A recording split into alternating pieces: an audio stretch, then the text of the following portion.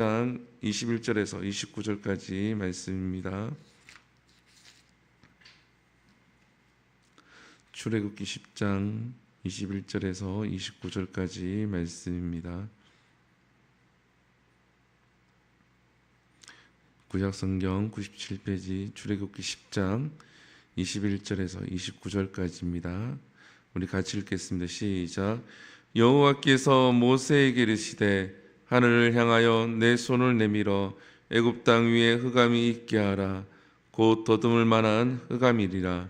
모세가 하늘을 향하여 손을 내밀매 캄캄한 흑암이 3일 동안 애굽 온 땅에 있어서 그동안 사람이 서로 볼 수 없으며 자기 처소에서 일어나는 자가 없으되 온 이스라엘 자손들이 거주하는 곳에는 빛이 있었더라. 바로가 모세를 불러 이르되 너희는 가서 여호와를 섬기되 너희야 양과 소는 머물러 두고 너희 어린 것들은 너희와 함께 갈지니라.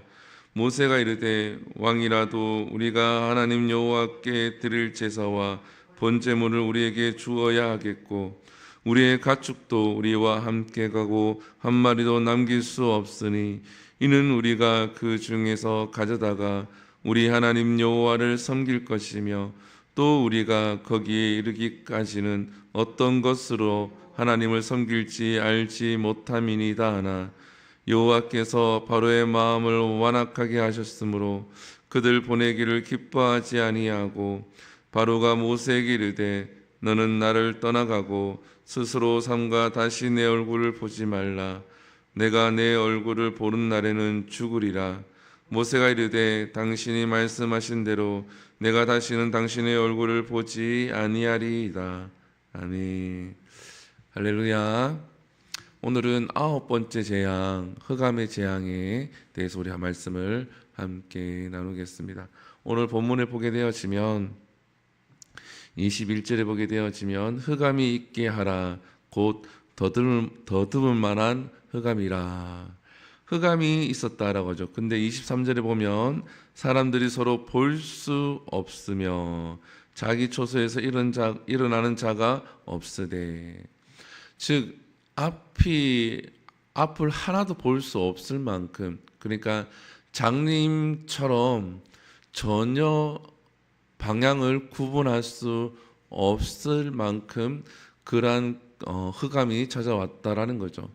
이거는 굉장한 겁니다. 이거는 우리가 뭐 일식이라든지 밤이라든지 이러한 거와 상관없이 사람이 어둠에 적응되어지면 아무리 어둡다고 해도 눈은 볼 수 있거든요. 사물을 분간할 수가 있고 이쯤에는 뭐가 있을 것이다 이렇게 분간이 되어집니다. 하나님이 사람의 눈을 그렇게 창조를 하셨거든요. 아무리 밤이 깊다고 해도 달빛이 없다고 해도 나무라든지 세세한 것까지 보이지 않지만 큼직한 것들은 사람의 눈으로 분간이 가능합니다. 그리고 그 사람의 눈이라는 것은 또 하나님이 개인마다 편차는 있지만 어느 정도 적응이 되어지면 길 정도는 볼 수 있을 만큼 그렇게 하나님이 좋은 눈을 우리에게 허락을 하셨거든요. 이것은 자연적인 흑암, 하나님께서 흑암을 허락하셨을 뿐만 아니라 사람의 눈도 하나님이 만지셨다라고 우리가 볼 수가 있습니다. 신학자들은 이렇게 얘기합니다. 모래 폭풍이 이제 왔다라고 이야기를 해요. 그 모래 폭풍이 굉장히 크게 왔기 때문에 흑암이 왔다라고 이야기하지만 성경에는 모래 폭풍과 같은 그러한 단서는 전혀 없습니다. 그렇지만 이제 사막 지역이라든지 이런 곳에서는 모래 폭풍으로 인해서 흑암이 오기도 하기 때문에 그렇게 이야기하지만 성경에는 그러한 단서는 전혀 없습니다. 그래서 이 흑암이 왔는데 이 흑암은 마치 그 롯이 천사를 섬기고 난 다음에 롯의 그 천사를 상관하기 위해서 소돔과 고모라에 있던 사람들을 찾아왔을 때 그들의 눈을 어둡게 한 것과 같이 하나님이 애굽 땅을 그렇게 흑암으로 만들었다라는 거죠. 이것은 애굽 땅에서 섬기고 있는 태양의 신 라를 하나님께서 심판하는 것과 마찬가지입니다. 바로 왕을 라의 대원자 이렇게 그렇게 섬겼기 때문에 거기에 대한 심판인 거죠. 하나님께서 이것을 심판함으로 유일신은 오직 하나님밖에 없음을 드러내고 있습니다.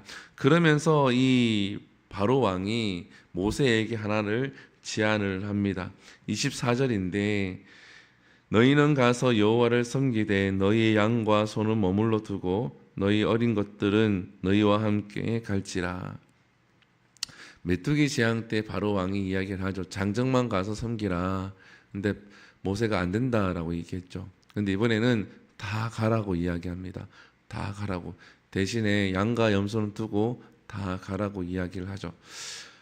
우리는 이쯤 되면은 어찌 보면은 응답이 된 거와 마찬가지다고 우리가 생각할 수가 있습니다. 그래서 우리가 신앙생활 할 때는 지혜가 필요합니다. 분명히 여기까지라도 우리가 얻고 이거 정도는 양보해도 되겠지라고 생각을 하는 경우가 있죠. 물론 사람마다 다르긴 하지만 이것은 우리가 지혜가 필요합니다. 하나님 말씀은 분명히 출애굽기 3장에서 뭐라 얘기합니까? 모두 다 나가고 그리고 너희가 빈손으로 나가지 아니하리라고 하나님이 말씀을 하셨기 때문에 이 모세는 그것을 기억을 하고 이 바로 왕의 그 제안을 거절하게 되어집니다.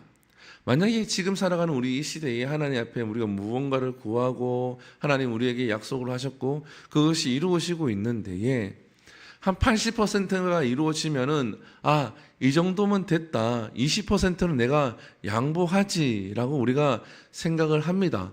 그게 선한 뜻이죠. 선한 뜻이고 좋은 마음이죠. 근데 하나님은 100을 원하신다라는 거죠. 온전한 걸 원하신다라는 거예요. 이때 우리가 만약에 제가 이 상황에 모세였다 그러면 이 제안을 아마 수락하지 않았을까? 우리 모두 다 나가서 하나님을 예배할 수 있는데 양과 염소야 뭐 두고 가지 이렇게 생각할 수 있다라는 겁니다. 그래서 이 부분이 우리가 지혜가 필요한 말씀을 묵상하면서도 내가 만약에 모세였다 그러면 과연 이 제안에 대해서 내가 거절할 수 있었을까라는 거죠. 처음에 장정만 나가라 했을 때는 어린아이와 나이 든 사람을 두고 가는 것이 마음이 걸려서 거절할 수 있었지만 이제는 다 나가라 그러는데 사랑하는 성도 여러분, 그래서 우리가 기도해야 되는 것이고 말씀을 묵상해야 되는 것이고 그것을 하나님의 말씀을 기억을 해야 되는 거예요. 그래야지 지혜가 우리에게 있다라는 겁니다. 이것은 순간적인 판단을 우리에게 요구하는 거예요. 만약에 모세가 이 제안을 수락한다고 해도 사람들은 전혀 모세를 탓할 사람이 아무도 없습니다. 그러나 하나님은 뭐라 그러시겠죠. 사람은 당연히 그럴 수도 있지. 당연히 잘한 거지. 그때는 최선의 선택이야. 더 이상 어떻게 이렇게 이야기가 가능하다라는 겁니다. 그래서 우리가 하나님 앞에 잘 엎드리고 신앙생활 할 때 이 부분이 가장 어려운 거예요. 이 부분이 진짜 어려운 부분이거든요. 이때에 내가 어떠한 선택을 할 수 있는가? 그래서 우리가 성령의 지혜가 필요하고 하나님의 지혜가 필요합니다. 진짜 이때에 갔을 때 모세와 같이 선택을 해야 된다는 거죠.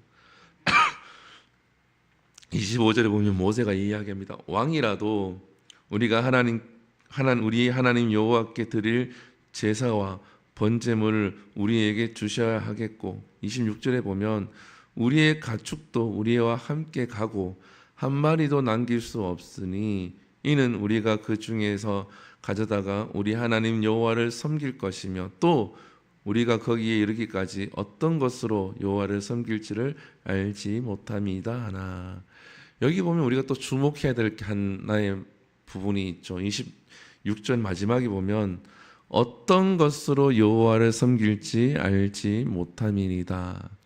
번제와 이런 것 들을 때는 번제물이 필요한데 이렇게 모세가 이야기한 것은 하나님 중심으로 이야기를 한 거죠. 하나님이 우리에게 어떠한 제사를 명할지 모르기 때문에 거기에 대해서 우리가 준비를 해야 되는데 양과 염소를 하나도 남김없이 가지고 가야 하나님이 원하는 제사를 드릴 수 있다라는 겁니다. 사랑하는 성도 여러분, 우리는 하나님이 원하는 예배, 하나님이 원하시는 그러한 선택을 할 수 있기를 축복을 합니다. 하나님이 우리에게 어떤 것을 원하실지를 알 수가 없는 거예요. 하나님이 우리에게 무엇을 원하는지 알 수 없는 거죠. 우리가 하나님 앞에 있는 모습 그대로 나오고 우리가 가지고 있는 것을 하나님께 드리면 하나님은 기뻐하십니다. 우리 어떠한 것을 하나님 앞에 내어놓아도 하나님은 기뻐 받으시고 하나님은 좋아하십니다. 그런데 우리가 생각해야 될 것은 내가 드릴 수 있는 것을 하나님께 드리는 건 맞습니다. 그러나 하나님이 원하시는 것도 있다라는 거죠. 우리는 항상 내가 가진 게 없기 때문에, 내가 연약하기 때문에, 내가 나약하기 때문에 내가 드릴 수 있는 것을 하나님께 드립니다. 물론 맞습니다. 틀린 게 아닙니다. 그러나 하나님이 원하시는 것도 있다라는 거죠. 하나님이 원하시는 것이 있는데 하나님이 원하시는 것이 무엇인지를 우리가 분별해내고 하나님이 원하시는 것을 하나님께 드리는 신앙, 믿음이 되어야 한다라는 겁니다. 사람 중심이 아니라, 나 중심이 아니라. 그래서 신앙생활 할 때에 우리가 가끔 착각에 빠지는 거는 내가 고난이 있고 내가 어렵고 내 삶이, 내 경제적 여유가 없고 뭐 이게 다 그게 되어져서 하나님 내가 이 정도는 밖에 드리지 못합니다. 틀린 게 아닙니다. 그러나 때로는 하나님이 원하시는 것을 드릴 수 있는 믿음이 되어야 한다는 거예요. 나 중심이 아닌 하나님의 중심의 예배, 하나님 중심의 신앙생활이 되어야 한다는 겁니다. 모세는 바로에게 이것을 강력하게 어필을 하는 거죠. 그렇기 때문에 우리는 어떤 것도 두고 갈 수가 없습니다. 다 가지고 가야겠습니다 라고 이야기를 합니다. 그랬더니 이 바로 왕이 뭐라고 얘기합니까? 그들을 보내기를 기뻐하지 않는다라고 이야기하면서 27절에는 다시 내 얼굴을 보지 말라. 내가 내 얼굴을 보는 날에는 죽으리라. 이제 위협을 하는 거죠. 이제는 더 이상 나를 보지 말라. 너가 이제 내 앞에 나타나면 너는 이제 죽을 것이다 라고 이제 위협을 하게 되어집니다. 사랑하는 성도 여러분, 오늘 말씀을 통하여서 우리가 잘 기억해야 됩니다. 하나님은 당신이 유일신이라는 것을 이 흑암의 재앙을 통하여서 나타내시고, 또 하나님은 반드시 우리가 하나님이 원하시는 것, 그것을 우리가 선택하는 것, 그러한 지혜가 필요하고 하나님 중심의 신앙생활을 해야 된다는 것을 우리가 기억하면서, 그럴 때 하나님은 우리에게 더 큰 은혜를 주십니다. 아멘이십니까? 하나님이 가지고 계시고 우리에게 주시려고 하는 것보다 더한 것을 항상 우리에게 허락을 하시거든요. 있는 모습 그대로 나가도 하나님이 우리에게 은혜를 주시고, 때로는 하나님이 원하시는 것을 우리에게 요구하실 때는 또 하나님이 거기에 맞는 또 은혜와 그것들을 준비한 줄 믿습니다. 그래서 우리 모두가 지혜롭게 신앙생활을 할 수 있는, 하나님이 기뻐하시는 그러한 한 사람이 될 수 있기를 축복합니다. 기도하겠습니다. 사랑과 은혜가 충만하신 하나님, 하나님께서 우리 사랑하시고 우리에게 은혜 베풀어 주심에 참으로 감사합니다. 하나님, 오늘 말씀을 묵상하면서 우리가 함께 나누어 말씀들 잘 기억하게 하시고 하나님 중심의 신앙생활을 할 수 있도록 하나님 은혜 베풀어 주시옵소서. 하나님을 기쁘시게 하는, 또 그로 인해서 하나님이 베푸시는 그 놀라운 은혜와 그 긍휼을 우리가 누리면서 그 안에 살아갈 수 있도록 은혜 베풀어 주시옵소서. 이 모든 것 살아계신 예수님 이름으로 기도드립니다. 아멘. 주기도문 예를 마칩니다. 하늘에 계신 우리 아버지여, 이름이 거룩히 여김을 받으시오며 나라의 임하옵시며 뜻이 하늘에서 이루어진 것 같이 땅에서도 이루어지리이다. 오늘날 우리에게 일용할 양식을 주시옵고 우리가 우리에게 죄 지은 자를 사하여 준 것 같이 우리 죄를 사하여 주옵시고 우리를 시험에 들게 하지 마시옵고 다만 악에서 구하시옵소서. 대개 나라와 권세와 영광이 아버지께 영원히 있사옵나이다. 아멘. 우리 시간 함께 기도합니다. 우리가 말씀을 기억하시면서 기도하시고 또 교회를 위해서 기도합니다. 이 교회가 하나님 사명을 잘 감당하는 교회가 될 수 있도록 또 일꾼들을 보내주시고 일꾼들을 세워달라고 함께 기도해 주시고 우리 한우들을 위해서 기도합니다.